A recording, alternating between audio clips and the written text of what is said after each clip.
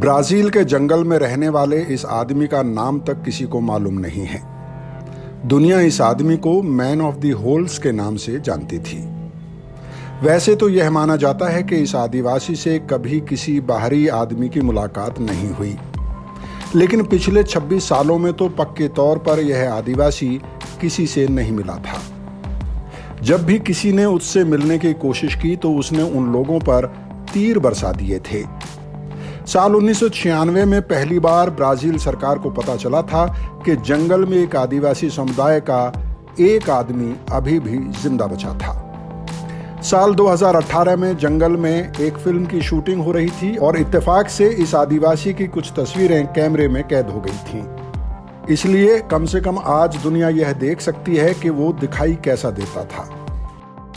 Brazil Amazon के जंगल में रहने वाले इस आदमी का नाम गड्ढों का मूल निवासी, the indigenous man of the holes के तौर पर ही जाना जाता था, क्योंकि उसका अधिकांश समय गड्ढे खोदने में ही बीत जाता था। वह अपने खाने के लिए जानवरों को पकड़ने के लिए इन गड्ढों का इस्तेमाल करता था।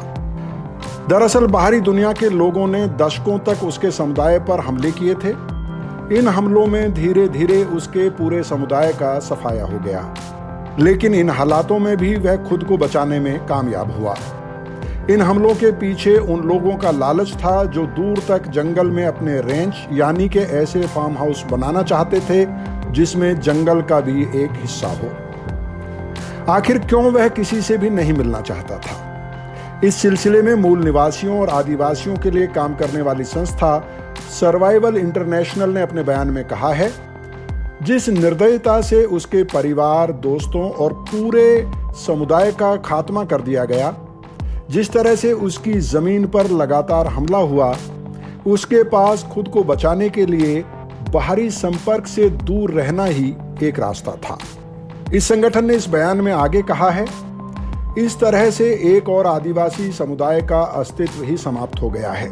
कुछ लोग कहेंगे कि यह समुदाय विलुप्त हो गया है, लेकिन सच्चाई यह नहीं है। सच्चाई तो यह है कि समुदाय के वजूद को मिटाया गया है। इस समुदाय का वजूद बाहरी लोगों के आक्रमण और अत्याचारों के कारण मिटा है।